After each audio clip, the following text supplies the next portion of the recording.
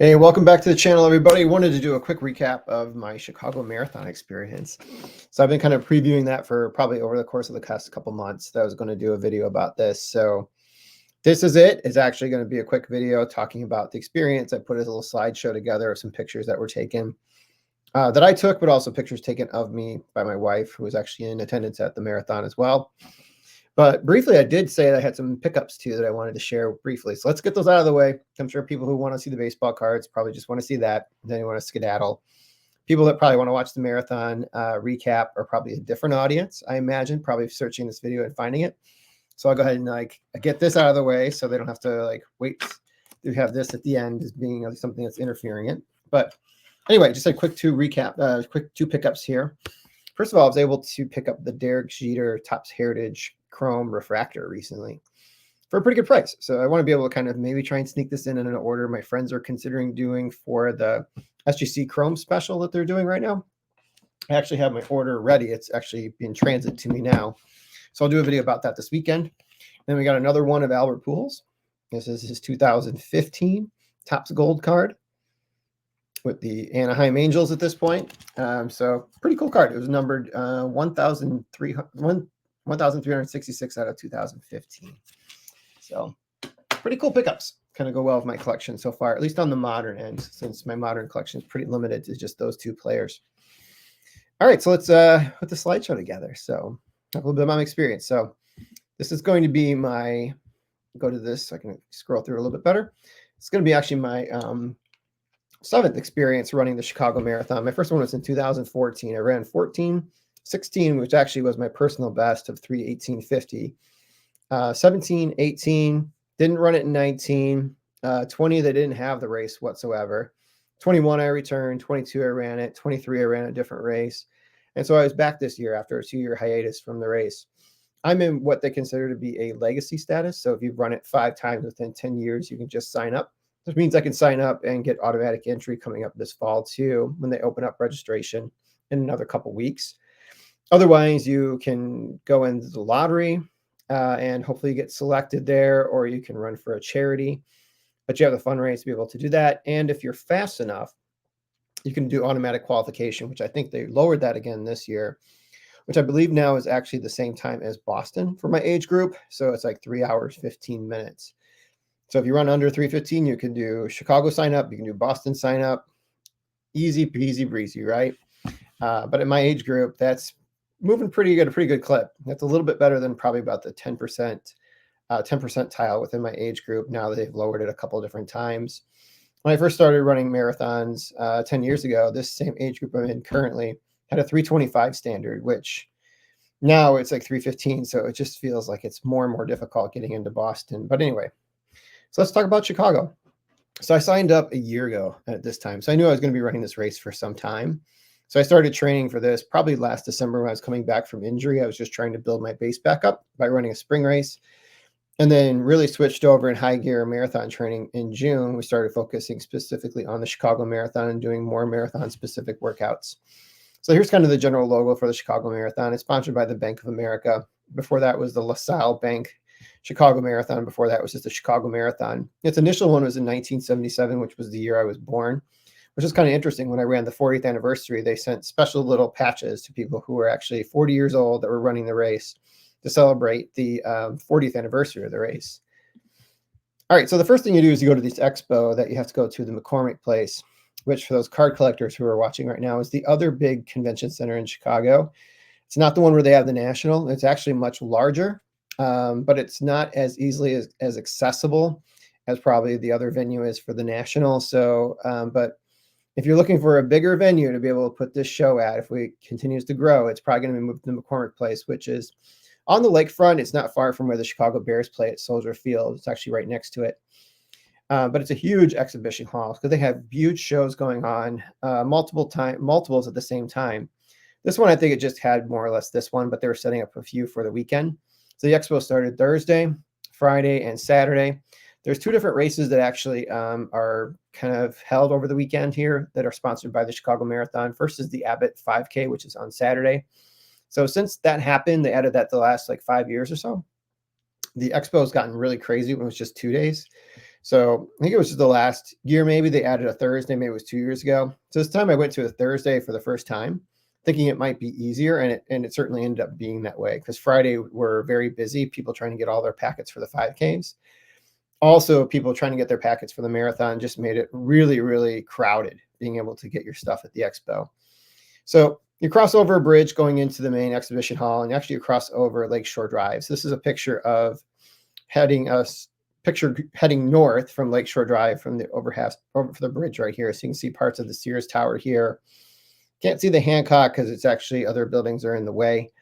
But you can kind of generally see a picture of Chicago as you kind of cross over the bridge, which was really cool. And it was a nice sunny day on that Thursday when I went to go get my stuff.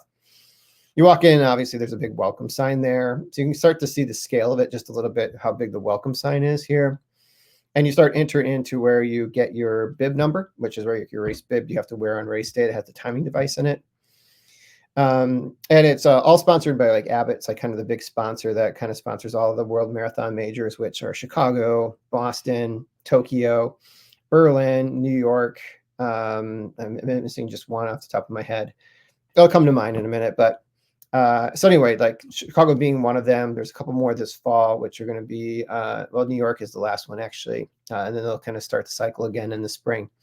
So this is kind of just where you kind of can watch a virtual display of the course to kind of follow through it. You can actually look up that video online if you want to do it, but here's a picture of it.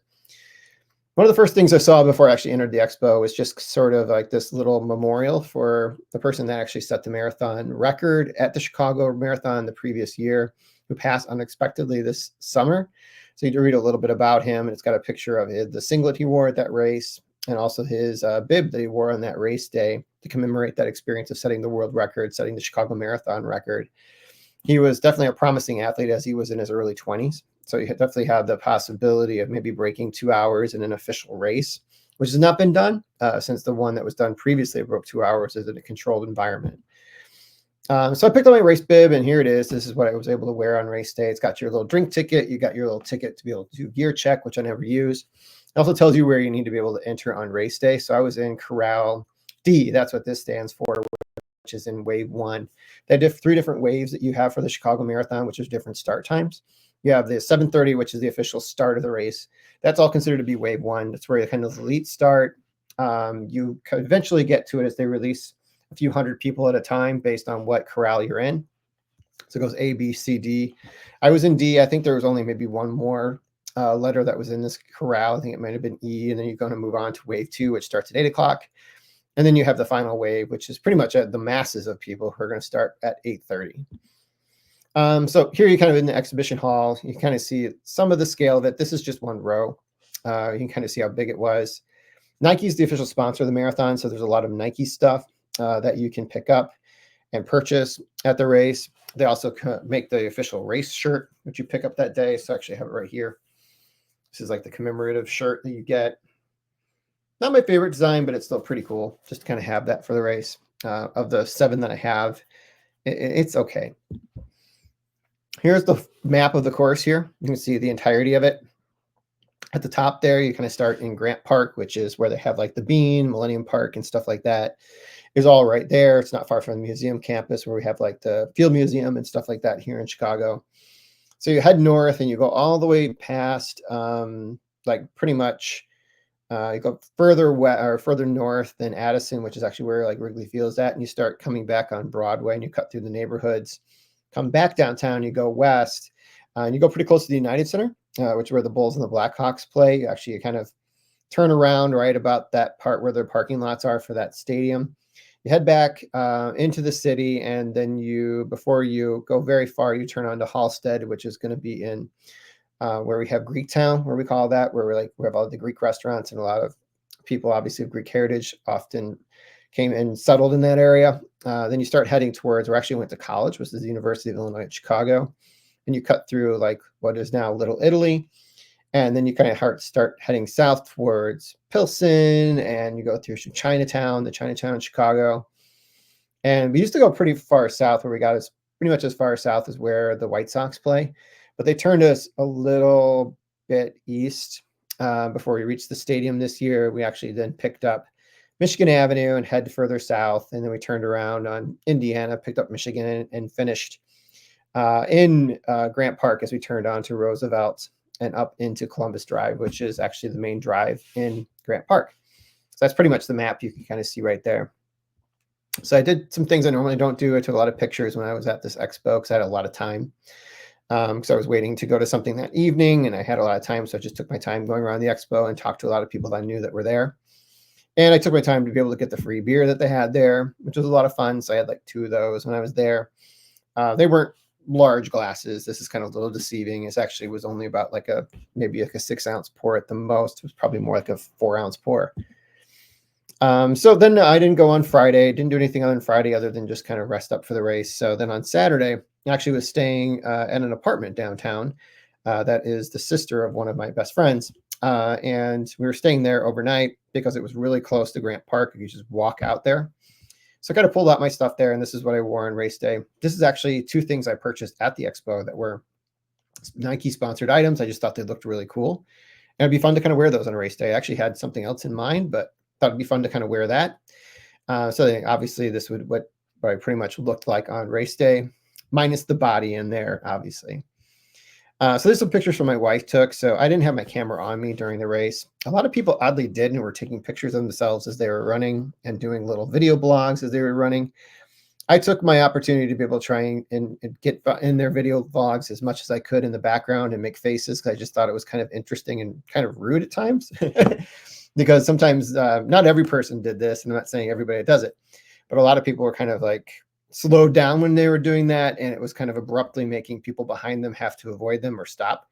So not the best idea to probably have your phone out and try and making videos as you run, but everybody can do their own thing. It's their own prerogative. Just be mindful of people around you when you're doing a race of this size. So this is actually the elites as they were kind of coming through here on Adams heading west towards the United Center. My wife may have missed the actual like lead, but this was kind of like pretty close to the lead group. This actually was the lead woman who actually set the record at the Chicago Marathon later on that day. So it was kind of a warm day. So it was kind of surprising that somebody just kind of went out there and dominated the way that she did. So kudos to her. There I am. That's the back of me. One of my coworkers who lives on the marathon route took a picture of me. So there I am. Maybe not.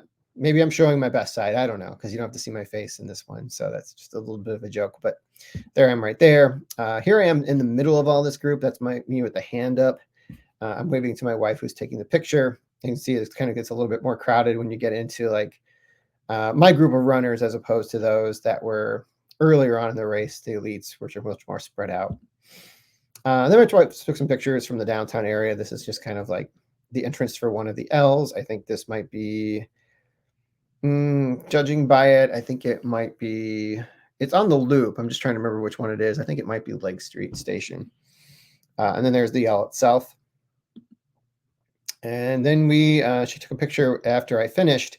We don't have a picture of actually me finishing, but I met up with her in the runner reunite area. So she was taking some pictures while she waited for me. There's the Sears Tower.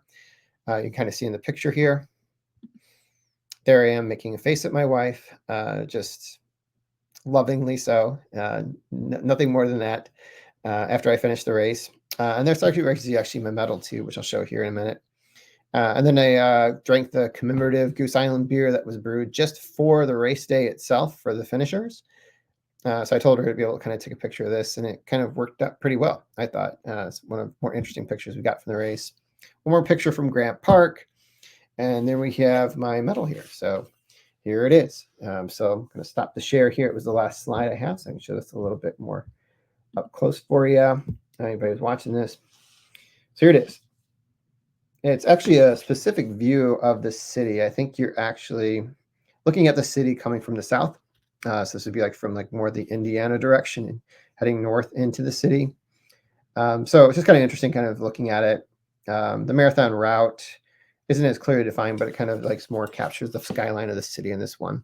They're all different every year. So the actual ribbon here has a list of like all the neighborhoods in Chicago. Some of the ones I've done in the past like have pictures like Buckingham Fountain, the Picasso that we have downtown in Daly Plaza, some other things like that. So that's it. That was my experience. I ran not my best, not my worst, but it was just kind of right in the middle. It was kind of a warm day. As I told some of my friends, I just never really felt I was comfortable at any pace during the race on Sunday, which if you've run enough marathons, you do have a period of time where you actually are comfortable. When you're out there, you might still be pushing, but you're comfortable. You're comfortably uncomfortable for a little while, you can kind of say, during parts of the race. And then you start focusing in on those like last like 6 to 8 miles that you have to really kind of push and kind of work through your personal barriers and doubts. And so, quote unquote, the wall that people experience when they do the marathon. Well, I was struggling a little bit before then, so I just kind of had to mentally challenge myself to break it up and do some things differently, just so I can kind of get through the run. I didn't really look at my watch all that much because I knew I was off like the pace I really wanted. It was upper 50s by the time it started, and the sun was coming out, and it was humid. So for me, those are not great conditions. I'm a little bit of a bigger runner, so I really need it to be cold. So I prefer to be like running marathons when they're like in the 30-degree area. That's typically when I do my best, like 30s and low 40s. So this one was probably about a good 15, almost 20 degrees warmer than ideally where I want to be at a start of a race. It got into the mid 60s. And for those who finished later on in the race, the weather started to drop. The temperature started to drop as like a front started moving in. But I didn't experience any of that because I was already done at that point. But so overall, it was a pretty fun experience. I look forward to tweaking some things and coming back potentially in the spring with another spring race, and with the idea that kind of like doing that cumulative effect of having one training block after another, which whenever I've run my best marathons, that's usually what I'm doing. I've usually had a spring race, then followed by a fall race. So that's what I'm kind of thinking for the next year. Signing up for Chicago again, 100%. So it'll be my 8th appearance coming up in 2025. I don't know if I'll do this thing again. It's possible I might put it together, but I never put this together before, so I thought it might be fun to do that. So thanks for listening to me babble about this and commemorate my race.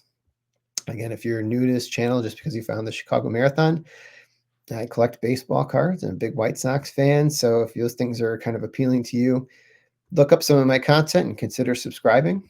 I do talk about running from time to time, but this is not a running focused channel. So those needs might need to be met elsewhere, but I welcome you if you're interested in just kind of learning more about me and my collecting interests. So, all right, well, thank you very much. And I'll see you guys again soon, probably this weekend for those sports fan collectors, because I should be getting my graded card order back from SGC. And it's pretty spectacular. I saw the grades already, so can't wait to share.